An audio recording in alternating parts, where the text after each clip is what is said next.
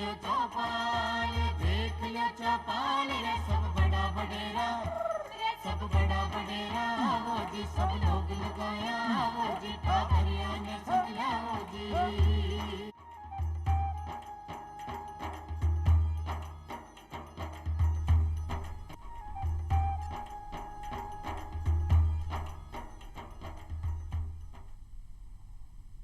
चौपाल देखने वाला सबला दर्शका ने राम राम सा। भाई कम उम्र में शादी जीवन की बर्बादी। आपने सबने पता है कि अगर कच्ची उम्र में बालक या बालिका की शादी कर दी जाए तो वो ना तो मानसिक रूप से और ना ही शारीरिक रूप से परिपक्व हुए हैं। ऐसे में जब बच्चा ने आपने जीवन का बारे में ही नहीं पता हो कि जीवन में के अच्छो है के बुरो है, कहाँ ये अपना रिश्ता नाता है, आपने लिए अपनों कौन है परायो कौन है, ऐसे में शादी का बोझ तले भी को जीवन में भर देनो कितनी गलत बात है। आपने सबने पता है कि भाई बाल विवाह भी एक अपराध ही है। आप न सिर्फ भारत में ही नहीं विश्व रूपी समस्या है और भारत में दूसरे नंबर पर बाल विवाह सबसे अधिकांश में हुए हैं। और अपना शहरी इलाका के मामले में अगर देखो जाए तो ग्रामीण इलाका में बाल विवाह ज्यादा हुए। बाल विवाह पर रोक किया लगाई जा सके ई के लिए कानून कौन कौन सा बनेड़ा है, लोगों में जागरूकता किया लाए जाए। इसलिए ही आज की खासी चौपाल लेकर आया है कि लोगों में समझ पैदा हो कि बाल विवाह कितनी गलत बात है। और आज आपने साथ चर्चा करवा के लिए पधारा है नीरज भामू जी, जो कि अतिरिक्त जिला एवं सेशन न्यायाधीश हैं सांभर लेक से। सर आपको बहुत बहुत स्वागत है चौपाल में। नमस्कार। बी के साथ ही पधारा है उप निदेशक महिला एवं बाल विकास विभाग बूंदी से महेश शर्मा जी। शर्मा जी था को भी बहुत बहुत स्वागत है चौपाल में। धन्यवाद जी हाँ, कि आज आप बाल विवाह के ऊपर बात कर रहे हैं तो एक बार अपना दर्शकों ने आ भी पता होना चाहिए कि भाई आप बाल विवाह ने किया समझ सका। तो शर्मा साहब था से पूछना चाहूँ कि बाल विवाह ने आप किया समझा। देखो पूजा, बाल विवाह का मतलब ये है कि आज की जो कानूनी परिस्थिति को हम देखते हैं तो 18 साल से नीचे का जो विवाह है, चाहे बालक हो या चाहे बालिका हो, उनका जो विवाह उनमें से किसी भी एक का जो 18 साल से नीचे का होगा तो वो बाल विवाह में माना जाएगा। और बाल विवाह का जो कंटेक्स्ट है वो यही कहता है कि 18 साल से उम्र में शादी करने का मतलब ये है कि वो न तो अभी परिपक्व हुए हैं, न तो शारीरिक रूप से परिपक्व है, न मानसिक रूप से परिपक्व है। और ऐसी स्थिति में जबकि आज हमारे यहाँ शिक्षा का भी अभाव है और हमारे यहाँ कई परिवार में जो लिमिटेड संसाधन है, उन संसाधनों में अगर इतनी जल्दी हम शादी कर देंगे तो वो जल्दी उसकी माँ बनेगी और माँ बनते ही वो उसकी जो शारीरिक दुर्बलता ज़्यादा बढ़ेगी और शारीरिक दुर्बलता की वजह से आगे जो संतान होंगी वो उसी के दुष्प्रभाव को झेलेगी। तो यही बाल विवाह का मतलब यही है। हम ये कहते हैं कि जो 18 साल से जो नीचे की शादी की जाती है वो एक बाल विवाह का परिभाषा के अंतर्गत आती है। जी, तो 18 साल से कम उम्र की लड़की की अगर शादी की जाए और लड़का में शायद 21 साल से कम उम्र का बालक की अगर शादी कर दी जाए तो वो बाल विवाह के अंदर आवे है और आज दुनिया के लिए ही दुष्प्रभावित साबित हो सके, चाहे बालक हो या बालिका हो। बाल विवाह होने का कारण क्या हो सके है? आप क्या माना कि भाई लोग क्यों बाल विवाह की ओर आगे बढ़े? जी, बाल विवाह का जो सबसे बड़ा मेजर कारण है वो ये है कि एक्चुअली में परिवार में एक असुरक्षा की भावना है। ग्रामीण स्तर पे ये ज़्यादा है भाई। एक तो सबसे पहला तो कि एक तो लड़के की चाह है, दूसरा लड़की हो जाती है तो लड़की को ये सोचते हैं कि अगर लड़की है कहीं ऐसा नहीं हो कि हम इसको पढ़ाएंगे लिखाएंगे, आगे जाके इसके लिए उचित वर्ण हमें मिल पाएगा नहीं मिल पाएगा, इसको हम शिक्षा दे पाएंगे, आगे शिक्षा के लिए हमारे पास इतने लिमिटेड रिसोर्सेज है, हम उसको दें या ना दें। तो ज़्यादातर जो समाज में एक असुरक्षा की भावना है वो उससे निपटने के लिए वो ये चाहते हैं कि जल्दी से शादी कर दें ताकि वो एक परिवार को संभाल सकें। और इसी तरीके लड़के के लिए भी यही सोचते हैं कि भाई लड़के को जल्दी शादी कर देंगे, बाद में अगर पढ़ी लिखी लड़की मिलेगी नहीं मिलेगी। तो ये एक सबसे बड़ा कारण है। इसके अलावा जो दहेज का जो कारण है कि अगर हमने लड़की को लेटर एज में दहेज हम इतना जुटा पाएंगे नहीं जुटा पाएंगे, छोटी उम्र में हम शादी कर देते तो एक आपसी सहमति से शादी हो जाती है। तो ये एक बड़ा कारण हो जाता है जिसकी वजह से बाल विवाह होते हैं। जी, जैसा आपकी नज़र में बाल विवाह होबा को के कारण हो सके, कहीं आप ये कह सका कि भाई असुरक्षा की भावना जो आजकल अपने देश में उमड़ती जा रही है, कहीं वो भी एक कारण हो सके? हाँ, सर्वाधिक परिवारों में असुरक्षा की जो भावना है वो सबसे ज़्यादा है। दूसरा, उनके पास संसाधनों की इतनी कमी होती है कि वो ये सोचते हैं कि यदि मैं अपने बच्चों का सेटलमेंट मतलब शादी वगैरह ये पहले ही कर दूं उनकी उम्र से पहले, तो उससे उनका जीवन बाद में स्थिरता लेगा। क्योंकि जैसे जो खेतीहारी लोग हैं वो यही कहते हैं कि इन्हें भी खेती करनी है, तो करना क्या है, शादी कर देते हैं। इसको सोचते हुए और इस कारण से उनकी शिक्षा भी रह जाती है, उनका प्रॉपर जो शारीरिक विकास होना चाहिए वो भी रुक जाता है। इसके अलावा और कई ऐसे कारण आते हैं। कुछ ग्रामीण परिवेश के लोगों की ये सोच होती है कि यदि लड़की को हमने पढ़ाया लिखाया, बाहर गई, तो कहीं बदनामी का कारण ना बन जाए। उनके लिए जो खुला वातावरण है वो उनको रोकता है कि वो उसकी शादी जल्दी कर दें और उसका परिवार को बना दें, और इस कारण से वो बाल विवाह में ज़्यादा ध्यान देते हैं, जो कि बच्ची के लिए भी बुरा है, लड़के के लिए भी बुरा है। क्योंकि जब तक उनका सर्वांगीण विकास नहीं होगा और तब तक उनकी शादी करें तो मेरे हिसाब से तो ना तो उनके शारीरिक विकास हो पाता है, ना ही मानसिक विकास हो पाता है, ना वो अपने जीवन के बारे में सही दिशा में सोच पाता है। जी, तो लड़का और लड़की दोनों के लिए ही खराब है। और शायद माँ बाप आ सोचे कि भाई जल्दी से जल्दी अपनी जिम्मेदारी आपा पूरी कर दें। आपने घर में चाहे लड़को है या लड़की है, बी को भविष्य आपने सुनिश्चित कर दियो कि भाई इके साथ इकी शादी होनी है और आप आपनो जीवन आराम से भी निभावा। लेकिन ऐसे में आपना टाबरा के साथ आपा खिलवाड़ कर रहे हैं, बी का भविष्य के साथ खिलवाड़ कर रहे हैं। वो इतनी छोटी उम्र में ही जब इतना बोझ आ जाएगा तो फिर ना तो मानसिक रूप से सही हो पाएगा, ना ही भी शारीरिक रूप से बी के लिए समझ पैदा हो पाएगी। जज साहब, ई के लिए बहुत सारा कानून भी बना है, तो विवाह रोकवा के लिए यानी बाल विवाह से संबंधित कानून कौन कौन सा है? सर्वप्रथम जब ये बात उठी थी तो 1929 में एक कानून बना था, लेकिन उसके बाद में कालांतर होते होते कानून का विकास जैसे होता है उसके तहत फिर शारदा एक्ट भी बना। उसके बाद में अब 2006 में बाल विवाह प्रतिषेध अधिनियम जो है, जो जनवरी 2007 में लागू है, वो आज के दिन स्थायित्व में है। और उसके कारण से पुराने जितने कानून हैं वो सब निरसित हो गए हैं, रिपील हो गए हैं। तो आज जो कानून स्थिर है वो बाल विवाह प्रतिषेध अधिनियम 2006 है। जी, बाल विवाह होवा का दुष्प्रभाव क्या हो सके हैं? मतलब अगर लोगों ने सही से समझाना है कि भाई ऐसा खतरनाक प्रभाव भी पड़ सके हैं बाल विवाह से, तो आप के माना? देखिए, बाल विवाह के दुष्प्रभाव पहले तो हम परिवार से लेते हैं, शुरुआत करते हैं। जी, बाल विवाह का सबसे बड़ा दुष्प्रभाव परिवार पे ही पड़ता है। अर्ली एज में माँ बनती है, अर्ली एज में माँ बनने से न तो उसकी ग्रोथ हो पाती है, सबसे पहले तो वो एनीमिक होंगी, और इस वजह से वो जो बच्चा होगा वो बच्चा भी कमज़ोर होगा तो हमारी आगे की नस्लें कमज़ोर होगी। ठीक है, तो आज जो अगर हम किसी भी कंट्री के विकास की बात करें, किसी भी देश के विकास की बात करते हैं, तो सबसे पहले जो उसके इंडिकेटर होते हैं वो तो IMR और MMR, यानी कि इन्फेंट मोर्टेलिटी रेट, जिसको और मातृ मृत्यु दर और शिशु मृत्यु दर, दो जो है, तो वो दोनों जो हैं वो हमारी बढ़ जाएगी मृत्यु दर, और जो हमारे गोल है, जो हमारे डेवलपमेंट गोल्स है वो अफेक्ट होंगे। ये तो हम सरकारी बात कर रहे हैं। ठीक है, इसके अलावा अगर हम परिवार में जो बात करें तो परिवार में हम देख रहे हैं कि वो उनके पूरा परिवार कमज़ोर हो रहा है, उनके जो आगे की जो नस्लें हैं वो कमज़ोर होंगी, और कई जो नई बीमारियां जो हैं उसको, क्योंकि बच्चा कमज़ोर होगा तो उसकी नई बीमारियां होंगी, ना उसको इम्यूनिटी मिलेगी। ये तो हुई एक, हम हेल्थ के एस्पेक्ट की बात कर रहे हैं। इसी के अलावा जैसे हम आर्थिक एस्पेक्ट की बात करेंगे उसकी, तो आर्थिक रूप से वो कमज़ोर होंगे, क्योंकि जल्दी शादी हो गई, जल्दी शादी होने के बाद जल्दी बच्चे होंगे, तो न तो वो न तो उनकी कोई इकोनॉमिक है, ना उनके पास कोई ऑक्यूपेशन है, ना वो इतना रिसोर्सेज है कि वो अपना काम धंधा कर सकेंगे। जी जी, तो ये बड़े दुष्प्रभाव होते हैं जो हमारे देश को भी फेस करने पड़ते हैं और हमारे परिवार को भी फेस करने जी। पड़ते हैं। अगर बाल विवाह कर दी हो जाए लड़का या लड़की को, तो जिम्मेदारी का बोझ तले हुए दब जाए और ना तो शारीरिक रूप से बढ़ पावे हैं, तो अपना स्वास्थ्य के प्रति सचेत नहीं रह पावे, और आने वाली जो पीढ़ी है वो भी बीमार ही होवे, मतलब कमजोर हो सके। एक तरह से आपने जो रोग प्रतिरोधक क्षमता शरीर में होनी चाहिए टाबरा में, वो पूरी तरह से नहीं बन पावे हैं। और सामाजिक रूप में या आर्थिक रूप से देखा तो बी की आमदनी नहीं हो पावे, क्योंकि वो इतना शिक्षा की ओर जागरूक नहीं हो पाए, क्योंकि शुरुआत में ही बी के ऊपर जिम्मेदारी आ गई, तो वो ना तो पढ़ लिख पावे है, ना ही अपनो भविष्य सही तरीका से बना पाए हैं। तो जैसा आप कहीं आप यहाँ समझ सका कि भाई शिक्षा को अभाव जो है वो बहुत बड़ो कारण हो सके है बाल विवाह के लिए। बिल्कुल सही कहा आपने। शिक्षा जब तक नहीं होगी तो सोच नहीं बढ़ती, और सोच नहीं बढ़े तो इस प्रकार के जो पुराने तकियानुसी जो विचारधारा हैं वो चलती रहेंगी। अब जैसे अभी आपने बताया कि बाल विवाह के कारण बच्चे एनीमिक हो जाएंगे, Exactly. उनमें रोग प्रतिरोधक क्षमता कम हो जाएगी। मैं तो कहता हूँ पूरे संपूर्ण देश का जो सर्वांगीण विकास है वो खत्म हो जाता है, ओह।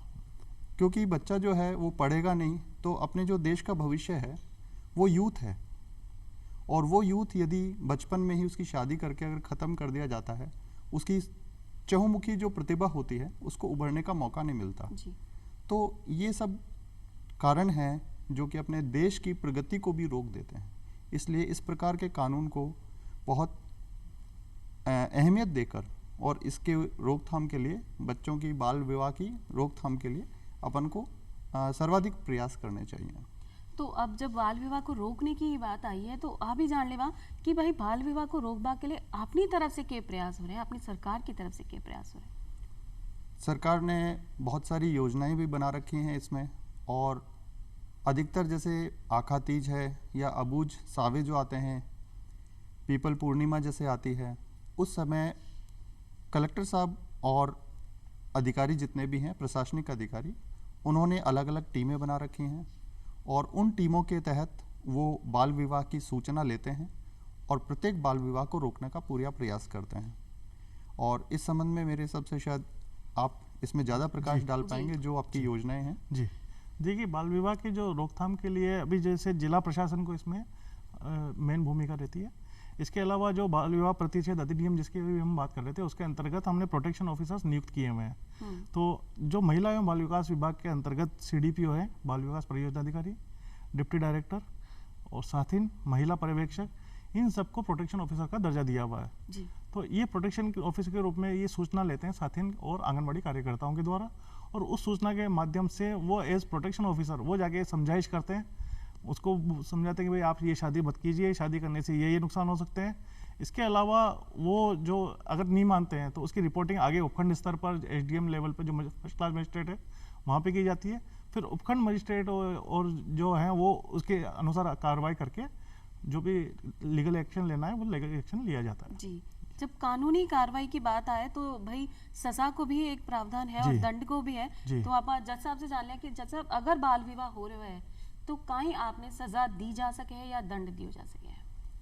जैसा कि इस प्रतिषेध कानून के अंदर प्रावधान है कि कोई भी व्यक्ति यदि इस प्रकार का विवाह करवाता है या उसमें सम्मिलित होता है या उसका किसी भी प्रकार से भाग बनता है तो वो 2 साल तक की सज़ा और 1 लाख रुपए तक का जुर्माना, उसमें सज़ा का प्रावधान है। इसके तहत जो व्यक्ति आते हैं सज़ा में, वो समस्त वो व्यक्ति हैं जो कि बालिग हैं और उस विवाह का एक भाग बन रहे हैं। जैसे कि बैंड बाजा वाला, खुद माता पिता तो हो ही गए दोनों तरफ से, उसके अलावा जो बिचौलिया जिसने शादी कराई है या जो व्यक्ति जिसने इस विवाह के लिए अग्रसर होते हुए और उनको एक ये शादी करने के लिए उकसाया है। दूसरा फिर हलवाई भी इसमें आता है, फिर बैंड बाजा, बराती, हराती, खराती सभी इसमें इंक्लूड हो जाते हैं। इन सभी 4 शब्दों में अपना ये समावेश है कि जो भी इसमें शादी में सम्मिलित होगा वो इस दंड का भागीदार होगा। तो भाई ये आपने दर्शकों ने जान लेना चाहिए कि भाई अगर शादी हो रही है और बाल विवाह है तो उनमें सम्मिलित हर एक व्यक्ति ने दंड और सजा हो सके है। 2 साल की सजा हो सके और 1 लाख रुपए तक को आपने जुर्माना हो सके है, चाहे वो कोई भी व्यक्ति हो। अगर लड़का या लड़की में से अगर कोई बालिग है तो कोई बी ने भी सजा हो सके है? हाँ, लड़का अगर बालिग है तो उसे सजा हो सकती है, लेकिन साथ में लड़की का नाबालिग होना ज़रूरी है। और अगर इसमें लड़की बालिग है तो उसमें सजा का प्रावधान उसके लिए लागू नहीं होता, उसे जेल नहीं हो सकती। ये इसमें प्रावधान है। महिलाओं के लिए इसमें सजा का प्रावधान नहीं है। जी, महिलाओं ने छूट है, लेकिन अगर काम गलत है तो बाकी लोग जो भी सम्मिलित है बी में सजा हो सके है। शर्मा साहब, आपसे आप पूछना चाहूँ कि जी कि अपनी सरकार की तरफ से प्रयास है तो महिला एवं बाल विकास विभाग इनमें किस तरह से अपनी सक्रिय भूमिका निभा रहा है कि अपने बाल विवाह ने रोक्यो जाए? जी, महिला एवं बाल विकास विभाग एक नोडल एजेंसी है इस बाल विवाह के रोकथाम के लिए। जी। तो महिला एवं बाल विकास विभाग द्वारा सबसे पहले तो ये काम किया गया, जैसे मैं अपने बूंदी के परिप्रेक्ष्य में बताता हूँ। बूंदी जिले में जैसे हमने एक रिपोर्टिंग पोर्टल डेवलप किया कि हमारे हर महिला जो कार्यकर्ता हैं, सहायिका हैं और इसके अलावा जो साथी हैं, उनको हमने नॉमिनेट कर दिया है कि आप गांव-गांव जाएंगे, हर घर, अपने क्षेत्र के हर घर के सर्वे करेंगे और सर्वे करके उसकी रिपोर्टिंग आप, एक मोबाइल एप्लीकेशन है उस पर आप रिपोर्टिंग करेंगे अगर कहीं पाते हैं तो।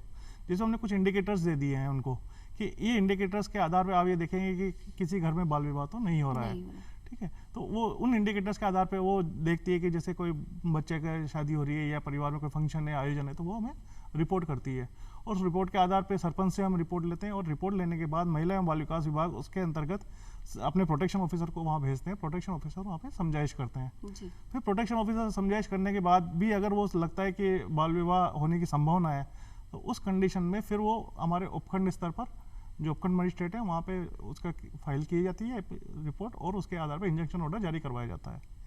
इसमें जिला प्रशासन का एक सहयोग और रहता है। जिला प्रशासन के और महिला बाल विकास विभाग के संयुक्त तत्वाधान में हम लोग एक मीटिंग ऑर्गेनाइज करवाते हैं। जैसे शादी होने वाली है, शादी का सीज़न है, तो उसके 10 या 15 दिन पहले हम सभी जो जितने भी संबंधित है, जैसे शहर काजी हो गए, धर्म गुरु हो गए और जितने भी पंडित हैं, इसके अलावा प्रिंटिंग प्रेस वाले हैं, बैंड वाले हैं, तो सबको बुला के एक संयुक्त मीटिंग करवाते हैं जिला कलेक्टर महोदया की अध्यक्षता में। और उस मीटिंग में हम उनसे ये समझाइश करते हैं कि भाई आपको ये बताया जाता है, पहले तो नियमों के बारे में बताया जाता है और उसके बाद बताया जाता है कि भाई ये विवाह जो है अगर आप उसमें शामिल हुए या आपकी भागीदारी रही तो आपके साथ ये हो सकता है। प्रिंटिंग प्रेस वाले को हम ये बोलते हैं कि साहब आप अपने जो शादी है उसमें बच्चे का डेट ऑफ बर्थ आप डालोगे उसमें और आप बर्थ सर्टिफिकेट लोगे। इसके अलावा जैसे बैंड वाला है या हलवाई है, तो सबको ये निर्देश दिए हुए कि आप बिना बर्थ सर्टिफिकेट लिए आप किसी शादी में अपना काम नहीं लोगे या कॉन्ट्रैक्ट नहीं लोगे। तो इस तरह के जो प्रिवेंटिव मेजर्स है वो हमारी तरफ से किए जा रहे हैं। मतलब शुरुआत में आपने सब लोगों ने समझा दिया हो, लेकिन अगर फिर भी कोई बढ़ चढ़कर ऐसी शादी में हिस्सों बने हैं या सम्मिलित हो रहे हो तो बिने तो दंड मिलना ही चाहिए, क्योंकि भैया आप अपने परिवार के साथ, अपने समाज के साथ खिलवाड़ कर रहे हैं और अपना देश के भविष्य के साथ भी कर रहे हैं। कि कई बार ऐसा हो जाए कि बाल विवाह नहीं हुए है, सगाई कर दी है, एक तरह से आपने बात पक्की कर दी गई है कि भाई दो परिवार मिलकर बात पक्की हो गई कि भाई भविष्य में आदुनिया की शादी होगी, तो कहीं आप भी बाल विवाह की श्रेणी में आवे? नहीं, देखो, कानूनी भाषा के अंदर इस प्रकार की जैसे तैयारी करने की कोई बात होती है तो वह अपराध की परिभाषा में नहीं आता। जैसे कि किसी आदमी ने बैठ के सोच लिया कि मुझे अमुक अपराध करना है तो उसे उस अपराध के लिए दोषी नहीं किया जा सकता। उसी प्रकार से इसमें यदि इस प्रकार की कोई बात होती है और सिर्फ बात होकर रह जाती है और इस प्रकार का कोई शादी का मंडप नहीं बनना या कोई इस प्रकार का समारोह नहीं होना, वहाँ तक इस तरह का कोई अपराध नहीं माना जा सकता। नहीं माने जावे। लेकिन जैसा आप कई बार देखने में भी आया है शर्मा जी कि एक शादी हो रही है और जैसे भाई बहन है, बिकॉज छोटा भाई बहन है तो साथ के साथ छोटा भाई बहना की भी शादी कर दी जावे, तो वो तो बाल विवाह की श्रेणी में अपराध है। वो बाल विवाह के श्रेणी में आता है क्योंकि वहाँ पर समारोह का होना किसी घटना का घटित होने जैसा हो गया है और वहाँ पर वो अपराध की श्रेणी में आता है। तो इस प्रकार की सूचना, जैसे शर्मा साहब ने बताया कि आंगनबाड़ी कार्यकर्ता हैं, ये वो ग्रामीण परिवेश में इस प्रकार से जुड़ी हुई रहती हैं कि प्रत्येक शादी समारोह में वो जाती हैं। तो उनका एक दायित्व बनता है कि इस प्रकार की अगर कोई घटना हो रही हो तो वहीं पर उनको रोकने का प्रयास करें, और दूसरा यदि वो नहीं रुक रहे हैं तो वो उसको जिला कलेक्टर को या एसडीएम को, एडीएम को, जो भी इनकी आधिकारिक टीम है उनको सूचित करें। जी हाँ कि शर्मा जी, अभी आपने बताया कि हमारी आंगनबाड़ी कार्यकर्ता जो है हर समारोह में जावे हैं और भी ने घर घर की पतो रहे है कि भाई घर में कहीं हो रहे हो है और कहीं नहीं हो रहे, बीसे आप अंदाजो लगा सका। हाँ, लेकिन कई बार ऐसा है बहुत ही ज़्यादा गुपचुप तरीका से कोई काम हो रहे है और आपने कोई तीसरा व्यक्ति शिकायत दर्ज करा है, तो आपको पहलो कदम क्या हो? देखिए, जब कोई थर्ड पर्सन या शिकायत दर्ज करवाता है तो सबसे पहले हम हमारे जो प्रोटेक्शन ऑफिसर है उसको वहाँ भेजा जाता है और वहाँ उसके साथ वो जो संबंधित आंगनबाड़ी कार्यकर्ता है वो भी जाती है और सबसे पहले हम वहाँ की एक जानकारी लेते हैं उस क्षेत्र की और उस परिवार की, और ये पता लगाया जाता है कि ये वाकई में शादी हो रही है या नहीं हो रही है। कई बार ऐसा होता है, जैसे भी आपने सगाई वाला इशू बताया, तो कई बार ऐसा भी होता है वो कहते हैं साहब हमने तो सिर्फ सगाई की है। तो ऐसे केसेस में हम क्या करते हैं कि भाई उसकी विशेष निगरानी की जाती है, कहीं ऐसा तो नहीं है कि सगाई के बाद ये शादी कर दे। तो जब तक वो सावयव का टाइम रहता है और उसके एक्स्ट्रा 8 से 10 दिन तक एक्स्ट्रा लेके और हम उसको विशेष निगरानी रखवाते हैं। फिर आंगनवाड़ी कार्यकर्ता जो है वो परमानेंट उसके एरिया में जो 2-3 लोग हैं आसपास के, जैसे एक मकान है, मकान के दोनों तरफ के जो लोग हैं तो उनको विशेष उनसे संपर्क बनाकर रखती है ताकि वो उनको सूचना देते रहें। तो हम एक नेटवर्क बना के रखा जाता है ताकि ये पता लगे कि ऐसा तो नहीं कि कहीं वो शादी कर ले किसी और आड़ में, ठीक है।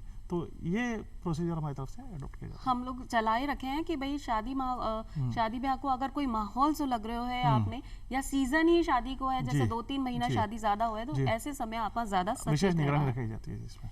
और लोगों में समझाइश किया की जाए कि भाई आम जागरूक जब तक नहीं जी, होगो जी। तब तक आप बाल विवाह पर रोक जी। नहीं लगा सका, इसके- चाहे से कितना ही नियम या कानून आ जाए या कितनों ही संशोधन हो जाए।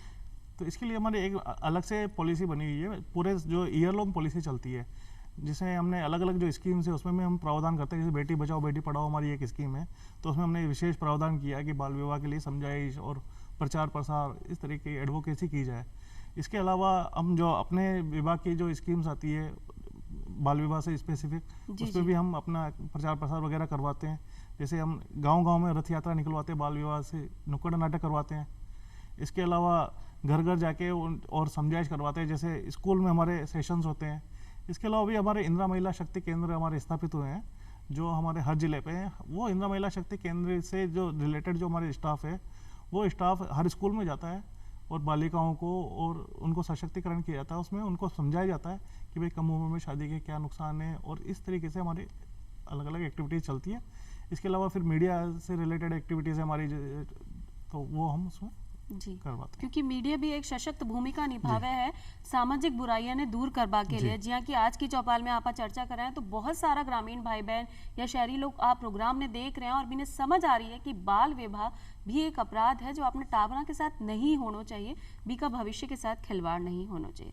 जैसा इसी में मैं और आगे एक ऐड कर दूं, हमारे भी जिला विधिक सेवा प्राधिकरण है और तालुका स्तर पे विधिक सेवा समितियां काम करती हैं। हम लोग भी इसी में इस तरह के जब आता है कि भाई बाल विवाह का समय आ गया, आका तीज आ गई, तो हमारे भी वहाँ पर लोग पैरा लीगल वॉलंटियर्स होते हैं। वो जगह जगह जाकर कैंप करते हैं। उन कैंप में सभी को समझाइश करते हैं कि भाई इस प्रकार की बाल विवाह करने पर जेल भी हो सकती है, आपको बहुत भारी जुर्माना 1 लाख रुपया ग्रामीण परिवेश में बहुत बड़ी रकम होती है, ये भी हो सकता है। इस तरह हमारे भी एक सेल है पूरी जो जिला विधिक सेवा प्राधिकरण के नाम से, और नीचे तालुका पे विधिक सेवा समिति भी बनी हुई है। तो ये भी हम समय समय पर इनके कैंप आयोजन करते रहते हैं और उसके तहत भी इस प्रकार की जानकारियों को बांटा जाता है। तो 2 ही तरीका है बाल विवाह में रोकने का, या तो लोग शिक्षित हो जाएं, समझदार हो जाएं, या उन्हें कोई चीज को डर है, यानी दंड है या अपना कोई भी जुर्माना आपने देना है, बी से भी ने डर लग जाए। जैसा एक बात आवे कि अगर बाल विवाह हो भी गए है और कोई ने पता नहीं चले, लेकिन जब बालिक होवे है लड़की और वो चावे है, लड़को या लड़की दोनों में से कोई भी अविवाह ने निरस्त करनो है, वो अविवाह से खुश नहीं है, तो कब तक निरस्त कराया जा सके और क्या कराया जा सके? जब ऐसी स्थिति में बाल विवाह हो चुका और किसी को पता नहीं लगा, तो इस कंडीशन में कि जब वो बालिक होगा 18 साल से 2 साल तक की उसके पास समय रहता है कि वो अपना विवाह शून्य घोषित करा सकता है। इसका ये है कि जब तक वो नाबालिग है तब तक उसमें भी समझ नहीं है, तो जैसे वो बालिग होता है तो उसके 2 साल तक उसके पास ये समझ भी आ जाती है कि मेरा विवाह जो हुआ था वो गलत हुआ है, मुझे उसको नहीं स्वीकार नहीं करना, तो वो 2 साल तक उसको निरस्त कराने की कार्रवाई कर सकता है। और कहाँ जाकर आपने कुछ एप्लीकेशन देनी है या कोई थाना में आपने जाके अर्जी डालनी है, कठे जावा? नहीं, इसके लिए जैसे जहाँ पर पारिवारिक न्यायालय है वहाँ पर वो आवेदन दे सकता है, और जहाँ पर पारिवारिक न्यायालय स्थापित नहीं है वहाँ पर सिविल कोर्ट जो जहाँ पर भी है उनमें वो आवेदन दे सकता है। जी, अगर लड़को या लड़की चावे है लेकिन बीका घर वाला भी घर से बाहर ही नहीं निकलने दे रहे हैं, तो ऐसे में क्या विवाह ने निरस्त कराया जा सके? कोई तीसरो व्यक्ति भी ई के लिए एप्लीकेशन दे सके हैं? जी बिल्कुल, इसमें सिर्फ सूचना मात्र की बात होती है, चाहे वो सूचना पोस्ट कार्ड से हो, चाहे उसके पड़ोसी से हो, चाहे उसके मित्र से हो, और चाहे उसके किसी रिश्तेदार से, या टेलीफोनिक भी अगर कहीं सूचना आ जाती है। आजकल देखिए ग्रामीण परिवेश में भी मेरे हिसाब से 80% के पास में मोबाइल वगैरह रहते हैं, तो जरा सी एक सूचना पहुंचनी चाहिए और उस पर प्रोटेक्शन ऑफिसर एक्टिवेट हो जाते हैं, और आंगनबाड़ी कार्यकर्ता वगैरह सब इनकी पूरी टीम जो है वो एकजुट होकर उसमें कार्य करती है। और शायद पिछली बार बहुत कम बाल विवाह देखने को मिले थे, तो ये सब अपना जो प्रयास है ये रंग ला रहा है और आगे भी रंग लाएगा, और मुझे लगता है ये पूरी तरह से खत्म भी हो जाएगा। खत्म भी हो जाएगा। ये लोगों ने समझना की देर है, बस अगर लोग शिक्षित हो जाएं और वो समझ जाएं कि बाल विवाह अपने लिए कितना घातक है, आपका परिवार के लिए भी और आपका बच्चा के लिए भी।